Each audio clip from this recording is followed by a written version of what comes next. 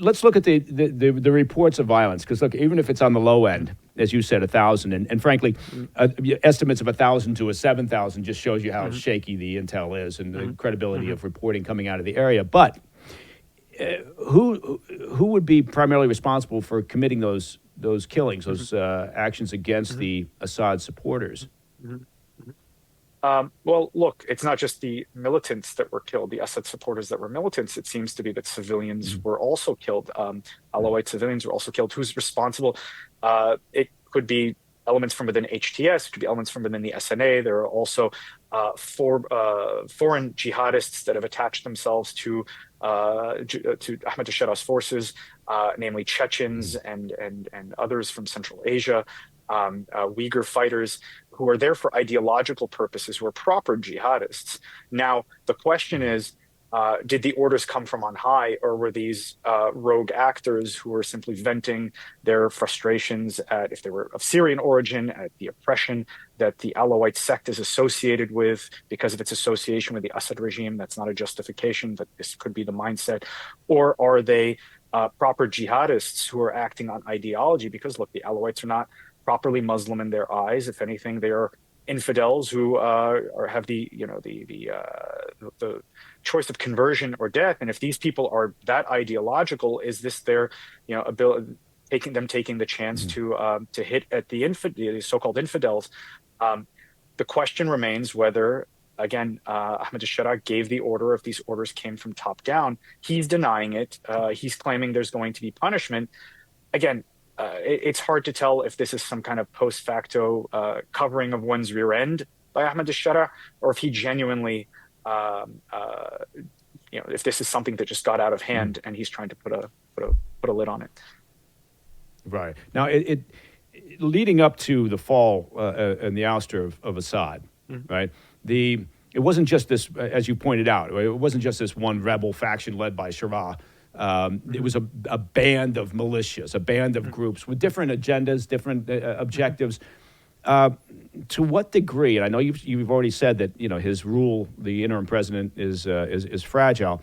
But to what degree does he have any sort of control over these various factions, these various groups, including the jihadists that are out there?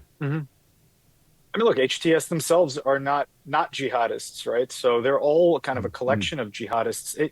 It really depends on how much he can get them to accept this new reality in Syria. If, and again, this is a big if we take him at face value that he has changed, that he wants to be the leader and president of all Syrians, to usher in a new civil state in Syria, the statements he's made since taking power, how these people signed up to fight for different reasons. How much can he get them on board with this new project called post-revolutionary Syria remains a question.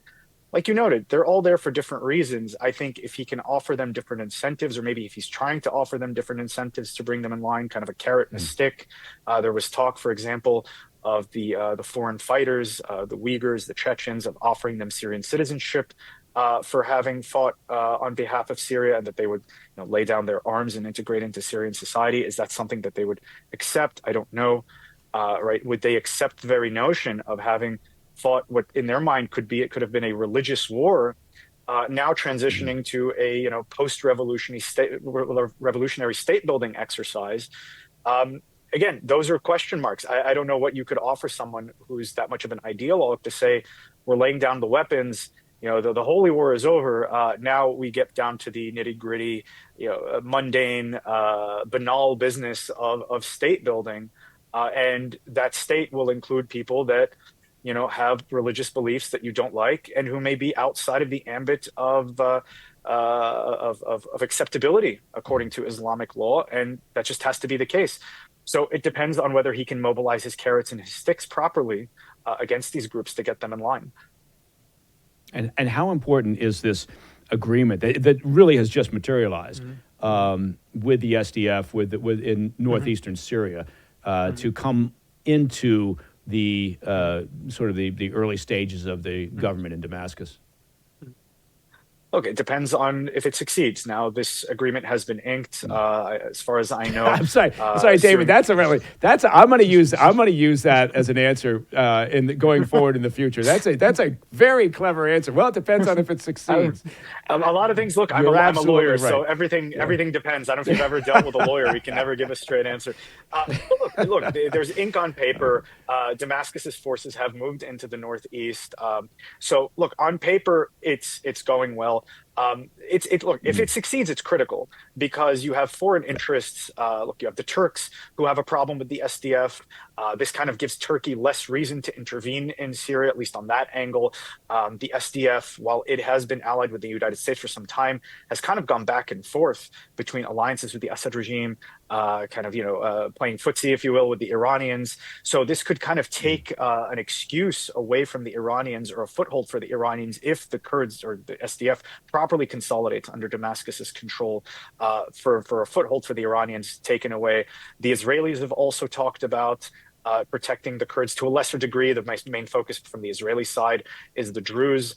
mm. So this, again, this prevents a lot of foreign intervention and helps a critical part of this consolidation process, or moves forward a critical part of this consolidation process. Again, with the caveat, if it holds, you can put a lot of things on paper. It doesn't mean in 5 years, or 2 years, or even less, that this won't fall apart. Hey, thanks for tuning in. If you enjoyed this video, don't forget to hit that like button and leave a comment, a really positive, nice, and kind comment. That would be appreciated. And if you're not already subscribed to our channel, make sure to subscribe and turn on notifications so you don't miss any of our daily updates.